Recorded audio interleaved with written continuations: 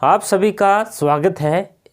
यहाँ आप ये जानेंगे कि हरियाणा के जो गणराज्य है उनका क्या महत्व है, हरियाणा के किस किस हिस्से में गणराज्य थे, जैसे मौर्य साम्राज्य। इसी प्रकार से कुनिंद का हम यहाँ करेंगे, योद्धे गणराज्य के बारे में पढ़ेंगे, अग्र और अर्जुनायन, इनमें से कौन सा हिस्सा हरियाणा के अंतर्गत आता था। मौर्य साम्राज्य की सबसे पहले देखते हैं। देखिए, मौर्य साम्राज्य की जो स्थापना है वो चंद्रगुप्त मौर्य के द्वारा की गई थी।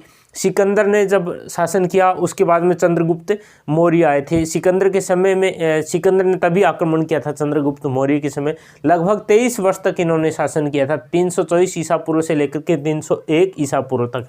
और चंद्रगुप्त मौर्य जैसे आप पढ़ते हैं इतिहास के अंदर, घनानंद को हरा करके, और जो कौटिल्य इनके गुरु थे, और अर्थशास्त्र भी उनके द्वारा लिखी गई थी। खैर ये इतिहास, भारत के इतिहास की जानकारी आ जाती हैं, फिर भी हमें ध्यान रखना है चंद्रगुप्त मौर्य का हरियाणा के संदर्भ में क्या महत्व है, इतना ही ध्यान हमें रखना है। तो बहुत ही ये ध्यान रखना कि चंद्रगुप्त के बाद में बिंदुसार आते हैं, बिंदुसार के बाद में अशोक सम्राट आते हैं। अशोक सम्राट जो है उनके समय का एक टोपड़ा अभिलेख मिला, बहुत ही महत्वपूर्ण है। तो अशोक सम्राट का जो कार्यकाल था 273 से 232 ईसा पूर्व के लगभग इनका राज रहा। टोपड़ा अभिलेख अम्बाड़ा में है। जब हम अभिलेख का अध्ययन पहले किया था तब हमने देखा कि टोपड़ा अभिलेख जो है सबसे प्राचीन अभिलेख जो हरियाणा में मिला वो टोपड़ा अभिलेख मिला है। यहाँ से महात्मा बुद्ध के अवशेष भी प्राप्त हुए हैं। तो ये आपको महात्मा बुद्ध के अवशेष जो है वो कहाँ से, माफ कीजिए, टोपड़ा अभिलेख सबसे क्या है, प्राचीन है। लेकिन महात्मा बुद्ध के जो अभिलेख अवशेष मिले हैं वो कहाँ से मिले, ये थानेसर से मिले हैं। थानेसर कहाँ है ये ध्यान रखना है, थानेसर है कुरुक्षेत्र में। अशोक का पैतृक राज्य भी कहा गया है, यानी महात्मा बुद्ध के अवशेष और अशोक का पैतृक राज्य दोनों ही कहाँ से है, थानेसर से, थानेश्वर। अब थानेश्वर कहाँ पड़ता है ये बहुत ही महत्वपूर्ण है, यह है कुरुक्षेत्र में, आपको ये भी ध्यान रखना है। इसके अलावा मौर्यकालीन स्तूप व अवशेष वो है हिसार व फतेहाबाद से भी मिले हैं। इसकी जानकारी जो है अवशेष से प्राप्त हुए। हिसार और फतेहाबाद भी आता है, थानेसर भी आता है, ये आपको ध्यान रखना है। टोपड़ा अभिलेख भी क्या है, मौर्य काल से संबंधित है, जो कि अम्बाला में पड़ता है। टोपड़ा अभिलेख कहाँ पड़ता है ये आपको ध्यान रखना है, अम्बाला जिला के अंतर्गत ये जगह आती है। इसके अलावा हम योद्धे गण का जिक्र करते हैं। देखिए, योद्धा नाम बहुधान्यम, ऐसा जिक्र बहुत बार सिक्कों पर भी अंकित है। तो योद्धे गण क्या है, ये युधिष्ठिर जो थे उनके पुत्र के नाम पर योद्धे का नाम पड़ा, ऐसा कहा जाता है। अगर एग्जाम में पूछ लिया जाए कि किसके कारण, तो युधिष्ठिर के पुत्र के कारण भी ऐसा माना जाता है। मैं ब्रैकेट में लिख देता हूँ, युधिष्ठिर के पुत्र के नाम पर भी ऐसा नाम पड़ा है, ऐसा माना जाता है।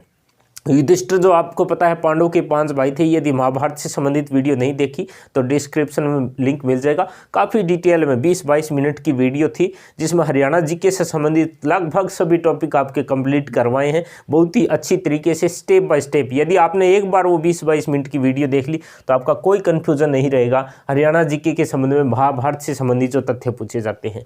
महाभारत पुराण महाभाष्य में क्या है इसका जिक्र किया गया है, ऐसा यहाँ पर आपको ध्यान रखना है। किसका, योद्धे गण का।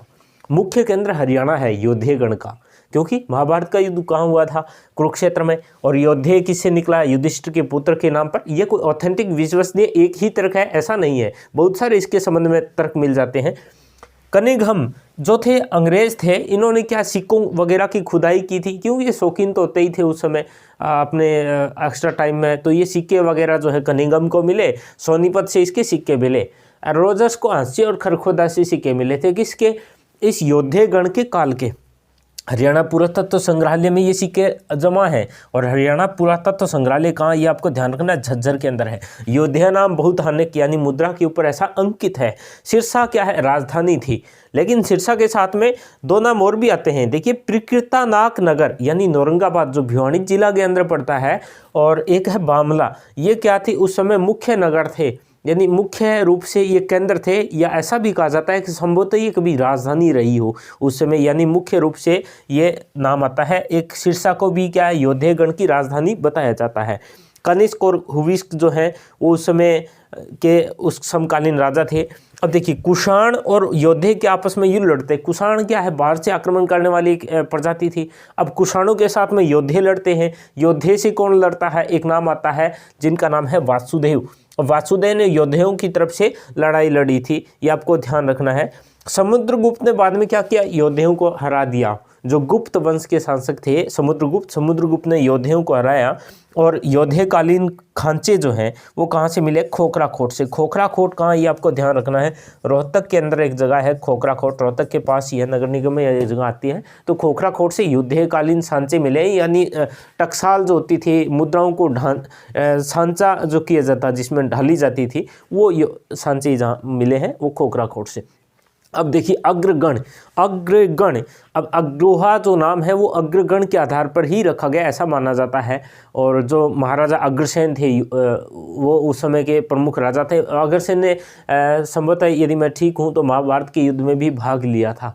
बहुत से देशों के राजा जो थे वो उस समय भाग ले रहे थे, तो अग्रवा से अग्रसेन भी गए थे। तो अग्रगण से आपको ध्यान रखना, बरवाला और अग्रवा वैसे भी पास ये दोनों नगर, तो इनसे क्या मिले हैं, अग्रगण के सिक्के मिले हैं। अब अग्रगण के सिक्के 10 सिक्के बरवाला से मिले, रोजर्स को मिले थे। महत्वपूर्ण ये, यदि आपको याद रहता है तो रोजर्स का नाम याद रखना। इधर कनिंघम का पता था, अलेक्जेंडर कनिंघम पूरा नाम है। 51 सिक्के जो है वो अग्रवा से मिले। अचल श्रीवास्तव ने इसकी क्या की, खोज की।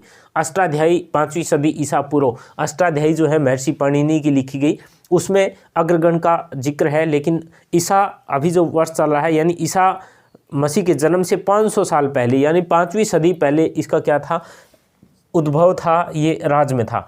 अब अगलसोई क्या थे, इतिहासकार, जो सिकंदर के इतिहासकार थे, उन्होंने क्या कहा, इसको अगलसोई नाम दिया है। खैर इतना इंपॉर्टेंट नहीं है, फिर भी ध्यान रखना है। अगर वह योद्धे एकत्रित हो गए, अब ये जो योद्धे थे ये अग्र थे, क्योंकि दोनों का हरियाणा में ही शासन था, तो ये एक हो गए और इनको दवी नाम से भी पुकारा जाता है। यानी दवी किसको कहा जाता, कि कुषाणों के विरुद्ध उन्होंने दवी नाम से दिया गया था।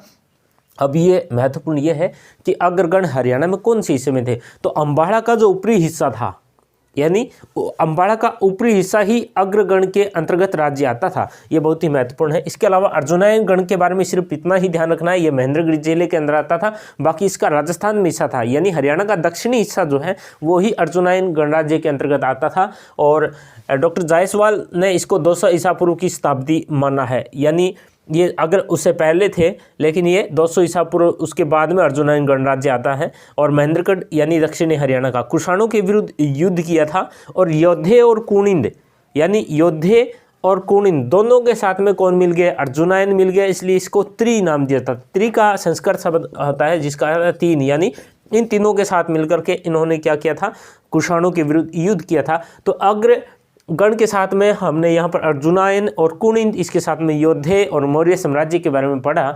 और ये हरियाणा गणराज्य से संबंधित है, तो गणराज्य के संबंध में महत्वपूर्ण तथ्यों के बारे में आपने यहाँ पर जाना है। मुझे उम्मीद है कि HSSC के साथ साथ में ये हरियाणा के संदर्भ में भी यदि आपसे पूछा जाता है मौर्य साम्राज्य, तो आपके लिए महत्वपूर्ण रहेगा। और मैं उम्मीद करता हूँ कि ऐसी ही जानकारी आप इस चैनल के माध्यम से लेते रहेंगे। आप सभी का धन्यवाद। जय हिंद।